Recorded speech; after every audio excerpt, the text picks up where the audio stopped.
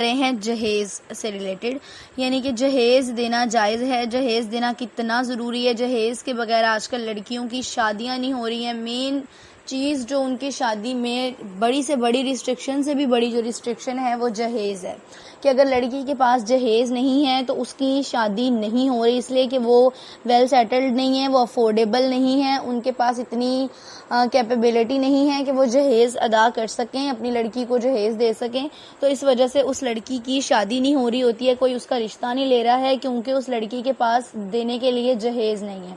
اور یہ کتنا ہماری سوسائٹی کا سب سے ورسٹ، آپ اس کو سمجھ سکتے ہیں، مسئلہ ہے، اور سب سے زیادہ کامن اور سب سے زیادہ پاپولر چیز۔ سب سے بڑی بات تو یہ کہ جتنا ورسٹ ہے اتنا فیمس ہے، اتنا پاپولر ہے، اتنا ہم نے اس کو کمپلسری بنا لیا ہے۔ کسی کی بھی شادی ہو رہی ہے، آپ دیکھتے ہیں کہ اس کے لیے جہیز کو اتنا ضروری قرار دے دیا جاتا ہے کہ کہا جاتا ہے کہ ابھی مہندی نہیں ہوئی ہے، کیونکہ یہ بھی مہندی بھی ہم نے خود ساختہ فنکشن رکھے ہوئے ہیں، مہندی نہیں ہوئی ہے، انگیجمنٹ ہوئی ہے، ابھی چلیں اچھا 10 دن کے بعد شادی ہے تو 10 دن پہلے ہی جہیز سسرال والوں کے گھر پہنچا دیا جاتا ہے، یعنی کہ جہیز کی زیادہ ویلیو ہے اس لڑکی سے جس لڑکی کو آپ نے نکاح کر کے لے کے جانا ہے۔ اور اس چیز کو امپورٹنٹ کس نے قرار دیا؟ ہم لوگوں نے، ہماری سوسائٹی نے، ہمارے معاشرے نے، ہمارے لوگوں نے اس چیز کو اتنا امپورٹنٹ قرار دے دیا۔ اور میں حیران ان لوگوں پہ ہوں جو بہت زیادہ جہیز اپنی بچیوں کو دیتے ہیں اور دوسرے لوگوں کے لیے وہ مسئلہ بنا رہے ہیں، ان کی زندگیوں کو دشوار کر رہے ہیں کہ لوگ یہ سمجھیں کہ اگر اس نے اتنا دیا تو تمہیں بھی اتنا ہی دینا چاہیے۔ اس طرح کی ہمارے ہاں حسد جو ہے وہ بہت زیادہ ہے، تو خواہ وہ جہیز سے ریلیٹڈ ہے یا کسی بھی چیز سے ریلیٹڈ ہے، یہ بہت ضروری چیز ہے۔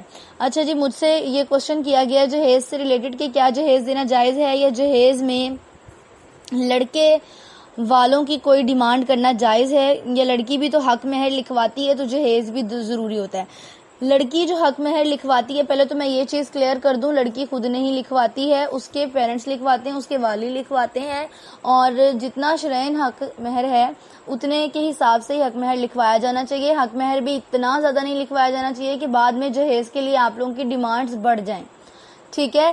پہلی بات تو یہ کہ حق مہر ضروری ہے، عورت کا حق ہے، ہر حال میں ادا کرنا ہے، انبیاء کرام کا طریقہ تھا یہ، نبی کریم صلی اللہ علیہ وآلہ وسلم نے بھی حق مہر ادا کرنے میں بہت زور دیا ہے۔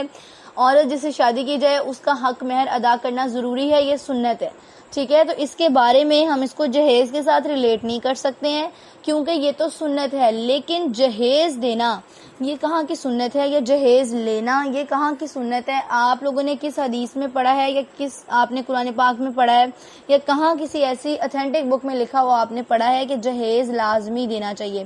آپ سیرت نبی پڑھ لیں، سیرت انبیاء پڑھ لیں، کچھ بھی پڑھ لیں، آپ کو کہیں بھی پراپرلی جہیز دینے سے ریلیٹڈ یا کیا کیا جہیز میں دیا اس سے ریلیٹڈ کوئی حدیث نہیں ملتی، ٹھیک ہے۔ اس کا مطلب کیا ہے کہ جہیز دینا یا نہ دینا جائز نہیں، دونوں ہی، ٹھیک ہے۔ جہیز کچھ بھی نہیں ہوتا، یہ ہم نے خود سے ایک رسم ایجاد کر لی ہے۔ آپ ازواج مطہرات کا سامان دیکھ لیں، اس میں بھی آپ ریڈ آؤٹ کرتے ہیں، آپ کو اس میں بھی کوئی پروول نہیں ملتا کہ انہیں کوئی جہیز دیا گیا تھا۔ یا پھر آگے بنات طاہرات کے بارے میں آپ دیکھ سکتے ہیں کہ نبی کریم صلی اللہ علیہ وآلہ وسلم کی بیٹیوں کو کیا جہیز دیا گیا؟ کچھ بھی نہیں، ان کو جہیز میں کچھ نہیں دیا گیا۔ ہاں، حضرت فاطمہ رضی اللہ عنہما کے لیے کچھ ضعیف احادیث ملتی ہیں کہ انہیں جہیز دیا گیا تھا، کچھ حدیث میں جسٹ یہ بتایا گیا کہ انہیں ایک 8 پیون لگی ہوئی چادر جہیز میں دی گئی تھی۔ کچھ احادیث میں یہ بتایا گیا ہے کہ انہیں روئی دار چادریں یا کپڑے دیے گئے تھے، اور انہیں ایک مشکیزہ دیا گیا، ایک چمڑے کا تکیہ دیا گیا جس میں کہ گھاس بھری ہوئی تھی۔ اور یہ احادیث جو ہیں یہ ضعیف ہیں، ان کی پراپر ہمیں صحیح سند نہیں ملتی، تو اس چیز کو بھی ہم یہ نہیں سمجھ سکتے ہیں کہ یہ حضرت فاطمہ رضی اللہ عنہما کا جہیز تھا، ٹھیک ہے، کیونکہ اس دور میں جہیز کا نام و نشان ہی نہیں تھا کہ کسی چیز کو ہم یہ ریلیٹ کر سکے کہ یہ جہیز ہے۔ آپ جہیز سے ریلیٹڈ کوئی بھی حدیث پڑھ کے دیکھ لیں، آپ کو اس کی کوئی نالج نہیں ملے گی، اس لیے کہ جہیز جو ہے وہ اس دور میں بھی نہیں تھا، جہیز کو اس دور میں ہم نے خود ساختہ رسم کے طور پر ایجاد کر لیا ہے۔ جہیز کے لیے قرآن پاک میں اسرن کا لفظ استعمال کیا گیا ہے۔ اسرن کا مطلب کیا ہوتا ہے؟ بوجھ، اور جہیز جو ہے یہ بوجھ ہے لڑکی کے گھر والوں پر، یعنی کہ ایک تو وہ اپنی بیٹی کا نکاح کریں آپ کے ساتھ، اپنی بیٹی کی شادی کریں، اپنی پوری کی پوری بیٹی آپ کے حوالے کریں، دین اپنے گھر کی ساری جمع پونجی بھی اکٹھی کر کے جہیز کی فارم میں آپ کو دے دیں۔ اب بوجھ میں کون کون سی چیزیں آتی ہیں، قرآن پاک کی تفسیر میں آپ یہ چیز پڑھ سکتے ہیں کہ بوجھ میں شادی سے ریلیٹڈ کیا ہے، صحرا بندی کرنا اسرن بوجھ ہے، خود ساختہ رسم ہے، گانا باندھنا، مہندی کرنا، منگنی کرنا، سلامیاں ڈالنا، یہ نیوندرا جو بھی چیزیں ہوتی ہیں، جہیز، یہ سب ہماری خود کی بنائی ہوئی رسمیں ہیں۔ کہیں ان کی پراپر آپ کو صحیح سند نہیں ملتی، کہیں حدیث میں آپ کو یہ چیزیں نہیں ملتی، کہیں آپ کو یہ چیز نہیں کہی جاتی کہ آپ نے لازمی طور پر یہ رسومات کرنی ہے، ادروائز آپ کی شادی نہیں ہوگی۔ ایک چیز شادی کے لیے سب سے امپورٹنٹ ہے، دیٹ از نکاح، جس کے بغیر آپ کی شادی کمپلیٹ نہیں ہو سکتی۔ آپ اس سے پہلے بھلے 5000 رسمیں کر لیں، مین آپ کی جو رسم ہے وہ نکاح ہے، جس کے بعد شادی مکمل ہو جاتی ہے۔ اس کے بعد ولیمہ ہے، وہ سنت ہے، اسے ادا کرنا ہے۔ اس کے علاوہ اس طرح کی جتنی بھی رسومات ہیں یہ ساری بوجھ ہیں، انسانوں نے اپنے اوپر خود لاد دی، نہ یہ اللہ تعالیٰ کی کتاب میں ہے، نہ سنت رسول میں ہے۔ ان رسومات کی وجہ سے لوگوں نے اپنی زندگیاں دشوار کی ہوئی ہیں۔ مجھے سمجھ نہیں آتا کہ لوگ کہتے ہیں کہ دین نے ہماری زندگی مشکل کی ہوئی ہے، لیکن میں یہ سمجھتی ہوں کہ ہم نے خود اپنی زندگی مشکل کی ہوئی ہے۔ دین نے تو ہمیں یہ رسومات دی ہی نہیں، دین نے تو ہمیں کہا ہی نہیں کہ آپ نے ضرور 15,000 کا صحرا بنوانا ہے اور اس میں 10,000 کے آپ نے نوٹ لگوا کے ان کو ہار پہنانا ہے۔ یہ کہاں آپ نے لکھا ہوا دیکھا ہے؟ کہاں آپ نے لکھا ہے کہ گانا لازمی باندھنا چاہیے؟ کہاں آپ نے لکھا ہوا دیکھا ہے کہ مہندی کے بغیر تو نکاح جائز ہی نہیں ہے؟ یا کہاں آپ نے لکھا ہوا دیکھا ہے کہ مہندی لازمی ہو، پھر اس پہ لاؤڈ سپیکر میں ساؤنڈز لگائے جائیں؟ یا کہاں آپ نے دیکھا ہے کہ دلہا دلہن کو سیپریٹلی سلامی لازمی دی جائے؟ کس جگہ سے آپ لوگوں نے یہ چیزیں پڑھی ہیں؟ میرے ساتھ وہ چیزیں پلیز شیئر کریں۔ یہ ہماری کسی حدیث میں نہیں ہے، کسی آپ کو قرآن کی کتاب میں نہیں ملتا۔ آپ نے ان کو خود سے بنا لیا اور خود اپنے اوپر ان کو اتنا ہیوی کر لیا کہ اگر آپ کو اب ایسا لگتا ہے کہ اگر آپ کوئی ایک رسم نہیں کریں گے تو آپ سوسائٹی میں اپنے لوور لیول پر آ جائیں گے۔ لگے گا کہ لوگ کہیں گے کہ آپ کے پاس تو اتنا پیسہ ہی نہیں تھا کہ آپ یہ رسم کر سکتے، یا آپ نے اپنی غریبی کی وجہ سے یہ رسم چھوڑ دی۔ اس طرح لوگ آپ کو پوائنٹ آؤٹ کریں گے، لیکن اللہ نے آپ کے لیے جو چیز چوز کی ہوئی ہے، کوشش کریں کہ آپ اس کو گین کریں بجائے اس کے کہ لوگوں کی باتوں کے۔ لوگوں کا کام تو باتیں بنانا ہے۔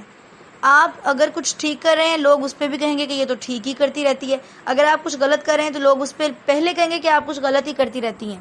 اس دنیا کے لوگوں کو خوش کرنا دنیا کا سب سے بڑا بے وقوفانہ عمل ہے۔ آپ لوگوں کی مدد کریں، خوش ہو رہے ہیں یا نہیں ہو رہے ہیں، it's none of your concern. آپ نے اللہ کی راہ میں ان کی مدد کی، ان کے لیے بینیفیٹیبل کام کیا، اٹس یور ویرچو، یہ آپ کی نیکی کاؤنٹ کی جائے گی، ان کی نہیں۔ ٹھیک ہے، وہ ان ریٹرن آپ کے ساتھ برا بیہیو کر رہے ہیں یا آپ کو اس کا پراپرلی صلہ نہیں دے رہے ہیں، سو نو ایشو، آپ کو اللہ کے ہاں قیامت کے دن اس کا اچھا صلہ ملے گا اور ان کو ان کے اس بیہیویئر کا صلہ ملے گا۔ تو ان کے لیے ہدایت کی دعا کریں، اپنے لیے اجر کی دعا کریں، اینڈ دیٹس آل۔ اور ان ساری رسموں سے خود بخود کنارہ کرنے کی کوشش کریں۔ جہیز جیسی رسم ہمارے ہاں اتنی عام ہے کہ لوگ جہیز کی وجہ سے شادیاں نہیں کرتے اپنے بیٹوں کی، کہ جب تک ہمیں بہت اچھا جہیز نہیں ملے گا کسی لڑکی کی طرف سے تب تک ہم اپنے بیٹے کی شادی نہیں کر سکتے، یعنی ہم اپنے بیٹے کا نکاح اس لڑکی سے کریں گے جو بہت زیادہ جہیز لائے گی، جس کی وجہ سے ہمارا گھر بھر جائے۔ آپ یہ سوچیں کہ آپ کا گھر آلریڈی اتنا خالی ہے، آپ وہ لڑکی لے کر آ رہے ہیں کہ آپ اپنے بیٹے کا وہاں پہ سودا کر رہے ہیں کہ ہمارا بیٹا ہم نے آپ کی بیٹی کے نکاح میں دیا تو ان ریٹرن ہمیں بہت ساری چیزیں دے جس سے ہمارا گھر بھر جائے۔ اس طرح کی ہمارے ہاں بے وقوفانہ رسومات ایجاد کر دی گئی ہیں۔ میں تو انہیں بے وقوفانہ رسومات ہی کہوں گی کہ گاڑی مانگنا، یہ ڈیمانڈ ہے لڑکے والوں کی کہ گاڑی مانگنے ہیں، وہ کہہ رہے ہیں ہمیں بائک چاہیے جہیز میں، کچھ کہہ رہے ہیں ہمیں کار چاہیے، کچھ کہہ رہے ہیں آپ کی آٹومیٹک مشینز ہونی چاہیے، کچھ کہہ رہے ہیں آپ کا ضرور کبڈ ہونا چاہیے، آپ کی LED ہونی چاہیے۔ یہ ساری چیزیں، میرا آپ سب لوگوں سے ایک سوال ہے، جو لوگ بھی جہیز سے ریلیٹڈ اس طرح کی ڈیمانڈز کرتے ہیں اور جو لوگ مجھے سن رہے ہیں، میرا ان سے یہ کوشچن ہے کہ جتنی بھی آپ لوگ ڈیمانڈز کرتے ہیں، لیٹ سپوز کہ آپ نے آج نکاح کر کے اپنے بیٹے کو یا بیٹی کو لے کے آئے، یہ لڑکا جو خود سے ڈیمانڈ کرا ہے وہ آج نکاح کر کر آیا ہے، نیکسٹ ڈے اللہ تعالیٰ اس کی جان لے لے تو ان چیزوں کو وہ یوز کیسے کرے گا؟ How can you use these all? How can you use? آپ کس طرح دنیا کی ان چیزوں کو استعمال کر سکتے ہیں اگر اللہ آپ کو لے گیا؟ آپ کی گٹس چیزوں سے ہے، انسان سے نہیں۔ اس لڑکی کی آپ کے گھر میں 0 پوائنٹ جتنی عزت ہوتی ہے اور آپ کو اس کی چیزوں کی ویلیو زیادہ ہوتی ہے جو وہ لے کر آتی ہے۔ تو ہمارے ہاں انسانوں کی قدر کو کم کر دیا گیا ہے۔ چیزوں کی قدر بڑھا دی گئی ہے کیونکہ چیزوں کا سٹینڈرڈ زیادہ ہے, چیزوں کی کوالٹی ہے, ظاہری بات ہے چیزوں کی کوانٹٹی بھی پتہ ہے وہ کب تک آپ کے ساتھ سروائیو کر سکتی ہیں, انسان کا نہیں پتا. بجائے اس چیز کے کہ ہم انسان کو اس کی قدر کریں, اس کو پروموٹ کریں, انسان کے بارے میں اچھا سوچیں کہ اس نے پتہ نہیں ہمارے ساتھ کتنا ٹائم رہنا ہے. ہر انسان دوسرے کے بارے میں یہی سوچے. یقین کریں کہ اگر ہر انسان دوسرے کے بارے میں یہ سوچے گا کہ کیا پتا میں کل رہوں یا نہ رہوں اور میں نے اس کے ساتھ غلط کر دیا ہے, تو یقین کریں کہ آپ کی دنیا میں سے ساری برائی خود بخود ختم ہو جائے گی. لیکن ہمارا انٹینشن کیا ہے کہ ہمیں لگتا ہے کہ ہمیں بہت زیادہ جینا ہے, ابھی ہم مر نہیں سکتے اس لیے کہ ابھی ہماری اتنی ایج نہیں ہے, یا ہم بوڑھے بھی ہو گئے ہیں تو ہم کم سے کم 200 ایئرس تک تو لازمی الائیو رہیں گے. How can you say this, how can you prove this? آپ نہیں کر سکتے. اللہ تعالیٰ کی مرضی ہے, اللہ تعالیٰ تو بچے کی جان لے لیتا ہے. آپ اتنے بڑے ہو گئے, کیسے یہ کہہ سکتے ہیں یا کیسے آپ آرگیو کر سکتے ہیں کہ نہیں میں اتنے ٹائم تک سروائیو کر لوں گی, یا پھر اتنی چیزیں میرے پاس اگر اویلیبل ہوں گی تو 10 سال کی گارنٹی چیزوں کی ہونی چاہیے. آپ کی خود کی گارنٹی آدھے سال کی نہیں ہے, آپ چیزوں کی 10 سال کی گارنٹی لے رہے ہیں. عجیب لوگ ہیں ہم. قرآن پاک کو پڑھیں, قرآن سے ریلیٹڈ باتیں سنیں, آپ حدیث کی بکس کو پڑھیں, اللہ کے دین کی کتابوں کو پڑھیں. اللہ نے ہمارے لیے دین کو کتنا آسان کر دیا, ہم نے اس کو اپنے لیے خود کیوں مشکل بنا لیا ہے. ہمارے ہاں قرآن کون پڑھ رہا ہے, کون نبی کریم صلی اللہ علیہ وآلہ وسلم کی سنت کو استعمال کر رہا ہے یا کون اس پہ عمل کر رہا ہے. اگر کوئی کر رہا ہوتا تو وہ قرآن کو جسٹ جہیز میں نہ دیتا بلکہ اس کو پڑھتا, اس پہ فالو بھی کرتے. ہمارے ہاں قرآن پاک کی کیا ویلیو ہے, یہ کہ ہم نے اس کو تخت پہ سجا کے رکھا ہوا کہ اس کو نیچے نہیں رکھنا, اس کا نیچے نہیں رکھنا چاہیے, بے حرمتی ہوتی ہے, اس کو پیچھے نہیں کرنا ہے. اس طرح کی چیزیں ہمیں جسٹ پتہ ہیں, یہ نہیں پتا کہ اس کے اندر جو لکھا ہوا ہے اس کو فالو بھی کرنا ہے. پھر کیا فائدہ آپ کی اتنی عزت و احترام کرنے کا جب آپ اس کے اندر لکھے ہوئے پہ عمل ہی نہیں کر رہے. جہیز میں قرآن پاک کو تو دے دیا, لیکن قرآن پاک کی جو تعلیمات ہیں وہ آپ نے بیٹی کو جہیز میں دی نہیں جو دینی چاہیے تھی, نہ ہی آپ کو خود وہ جہیز میں ملی تھی جو آپ نے اپنی بیٹی کو دے دی. کیا قرآن پاک کا صرف اتنا ہی کام ہے کہ آپ اس کا سایہ کر کے اپنی بیٹی کو رخصت کر دیں؟ اس کے اندر جو لکھا ہوا ہے, جو اس کی تعلیمات ہیں, اس پہ آپ نے کب عمل کرنا ہے؟ شادی کی مکمل فنکشن میں مکمل جتنی بھی اس کی تقریب ہو رہی ہوتی ہے, خدا کو یاد نہیں کیا جاتا, اللہ کو بھولے ہوئے ہیں. یہ نہیں پتا نماز پڑھنی ہے کہ نہیں پڑھنی, یہ نہیں پتا صبح اٹھ کے قرآن پاک پڑھنا ہے کہ نہیں, کم سے کم ایک یاسین پڑھ لیں, یا ہمیں ایک نیک کام کرنے جا رہے ہیں نکاح کا تو کم سے کم اس سے پہلے ہم کوئی اللہ کا نام لے لیں. کچھ نہیں پتا, بلکہ شیطان کو اپنا ہمسر بنایا ہوا ہوتا ہے. جب رخصتی ہوتی ہے تو قرآن کے سائے میں, پوری شادی کا فنکشن شیطان کے سائے میں اور رخصتی قرآن کے سائے میں. جب آپ نے پہلے ہی شیطان کو اپنا حامی سمجھا ہوا ہے, شیطان کو فالو کریں پوری شادی میں, تو پھر ایک فارمیلٹی کے لیے قرآن کا سایہ اوپر کرنے کی کیا ضرورت ہے؟ پھر ویسے ہی اپنی بیٹی کو بھیج دیں.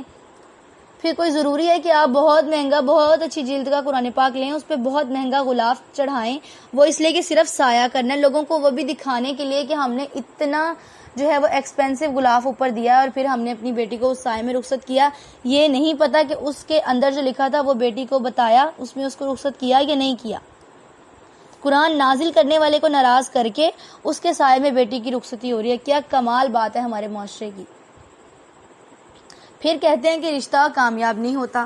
کیوں نہیں ہوتا؟ اسی لیے نہیں ہوتا کہ آپ لوگوں نے اس رشتے کو اللہ کے ساتھ جوڑا ضرور, اللہ کی رضامندی سے اس رشتے کو جوڑا ضرور ہے, لیکن اللہ کی کسی بات کو فالو تو کیا ہی نہیں ہے. قرآن پاک کا سایہ کیا تو ہے, لیکن جو اس کے اندر لکھا ہے اس کو تو فالو کیا ہی نہیں ہے. اللہ تعالیٰ کی دی ہوئی تمام احکامات تعلیمات کو سائیڈ پر رکھ کر آپ نے شادی کا فنکشن کیا جو کہ بہت ہی زیادہ اسراف سے بھرپور, بہت ہی زیادہ شیطانی عملات سے بھرپور. اس کے علاوہ یہ کہا جا سکتا ہے کہ رقص و سرور جتنا بھی ہو رہا ہوتا ہے, جو بھی موسیقی ہو رہی ہوتی ہے, جتنی بھی خود ساختہ رسومات ہو رہی ہوتی ہیں, یہ ساری کی ساری اللہ کے نزدیک ناپسندیدہ ہیں. اور جو وہی بندہ اللہ کو محبوب ہوتا ہے جو اللہ کی پسندیدہ کام کرے. اگر ہم وہ کام کریں جو اللہ کو پسند ہی نہیں ہے, so how can we prove to be a very very lovable to Allah. پھر اس کے بعد ایک نئی رسم ہو رہی ہوتی ہے, قرآن کے سائے میں بھجوا رہے ہیں اور ایک بدعت اور اسراف سے بھرپور رسم کر رہے ہیں کہ لڑکی چاول اٹھا اٹھا کے پیچھے پھینک رہی ہے کہ ماں باپ کا گھر خوشحال رہے. بھئی کہاں سے آپ نے یہ رسومات ایجاد کر لی ہیں؟ مسلمانوں کو کیا ہو گیا؟ آپ لوگوں کے ایمان کو کیا ہو گیا؟ کیا چیزیں سوچ کر آپ لوگوں نے یہ رسومات ایجاد کی؟ کہاں آپ نے یہ دیکھا ہے کہ چاول بیٹی جاتے ہوئے پیچھے پھینکے گی تو ان کے گھر خوشحالی رہے گی، ادروائز بیٹی کے جانے سے تو ان کے گھر بہت سوگ ہونا تھا۔ یہ تو ایک ذمہ داری ہے جو ادا کرنی ہے، ہر بیٹی کا رشتہ ہر ماں باپ کو کرنا ہے، یہ ایک رسم ہے جس کو کمپلیٹ کرنا ہوتا ہے، یہ ایک سنت ہے جس کا کمپلیٹ کرنا ضروری ہے۔ نکاح ایک سنت ہے، شادی ایک سنت ہے، اس کو کمپلیٹ کرنا لازمی ہے ہر لڑکی کے لیے، ہر لڑکے کے لیے۔ لیکن اس سنت کو اگر آپ کسی ایک کو ادا کر ہی رہے ہیں، کسی ایک کو اگر آپ نے اڈاپٹ کر ہی لیا ہے، تو اس میں اس طرح کے کام تو مت کریں کہ آپ اس کا بھی ثواب زائل کر دیں۔ یہ پھر وہی بات ہے کہ اگر آپ ہم کوئی نیکی بھی کرے ہوتے ہیں تو ہم اس میں ایک اپنا گناہ کا پوائنٹ لازمی رکھتے ہیں کہ یہ ہماری کمپلیٹ نیکی کیوں کاؤنٹ ہو رہی ہے، اس میں یہ بھی تو تھوڑا سا ہونا چاہیے۔ تو بچائیں خدارا اپنے آپ کو اس چیزوں سے، جہیز جیسی لعنت سے بچیں۔ اللہ کو منہ دکھانا ہے کیا؟ اللہ کے سامنے آپ منہ لے کر جائیں گے؟ کیا کہیں گے اللہ کو کہ میں نے لاکھوں کروڑوں کا جہیز ڈیمانڈ کیا تھا، یا میں نے اپنی بیٹی کو لاکھوں کروڑوں کا جہیز دیا تھا؟ اس کی جگہ پہ آپ کسی غریب کو کھانا کھلا دیں، کسی کو گھر لے دیں، کسی کے لیے کوئی ہیلپ فل کام کر دیں، اس کا آپ کو ثواب ملے گا، بجائے اس کے کہ آپ نے جتنا کھانا اپنی بیٹی کی شادی پہ کھلایا ہے، لوگوں نے بعد میں جا کر آپ کی تعریف تو نہیں کی۔ کسی کو نمک کم لگتا ہے، کسی کو مرچیں کم لگتی ہیں، کسی کے لیے ڈشز کمپلیٹ نہیں ہوتی، کسی کو چاہیے ہوتا ہے میٹھا نہیں ہے ٹھیک، آپ کے لیے لوگ کبھی راضی نہیں ہوتے۔ تو لوگوں کو دکھانے کے لیے اتنا بڑھ چڑھ کر کام نہ کیا کریں، اللہ کی نظر میں سرخرو ہوں تاکہ اللہ آپ کو لوگوں کی نظروں میں سرخرو کرے۔ ایسا نہیں کہ آپ لوگوں کی نظروں میں سرخرو ہونا چاہیں گے تو اللہ کی نظروں میں گرتے جائیں۔ اصلی میں تو ہمیں اللہ کے پاس واپس جانا ہے، ہمارا اصل گھر، ہماری اصل جگہ وہی ہے جہاں ہمیں واپس جانا ہے۔ یہ جو دنیا ہے یہ فانی ہے، یہاں پہ تو ہم ٹائم پاس کرنے کے لیے آئے ہیں، تو اپنے ٹائم کو بھی اللہ کی راہ میں پاس کریں تاکہ اس ٹائم پاس کے بعد جو ہمارا پراپر ٹائم ہو وہ ٹھیک سے پاس ہو سکے۔ ٹھیک ہے، تو اللہ تعالیٰ آپ کو اور مجھے اس طرح کی رسومات سے بچنے کی توفیق عطا فرمائے جس میں اللہ تعالیٰ کو ناراض کر کے کیا جا رہا ہو، غلطی اور کوتاہی سے بچنے کی توفیق عطا فرمائے۔